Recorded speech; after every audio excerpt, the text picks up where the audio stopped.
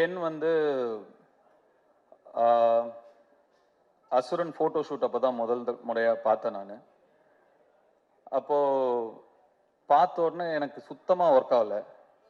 நான் வெற்றியை கேரவன் கூப்பிட்டு, வெற்றி இந்த பையன் வேணாம், வேற யாராவது பாருங்க, ரொம்ப என்ன உருண்டையா இருக்கான் இவன், இவனை எப்படி நானே அப்போ இன்னும் சின்ன பையனா நம்ம இருந்ததுனால நம்மளே ஒரு ஒரு 50+ 55+ ஏஜ் நம்ம அந்த படத்துல நம்ம ப்ளே பண்றோம். அப்போ பையன் இன்னும் சின்ன பையனா இருக்கணும், அப்பதான் கன்வின்சிங்கா இருக்கும். இவன் பெருசா இருக்கான் வெற்றி, பாருங்க வேண்டான்ட்டேன்.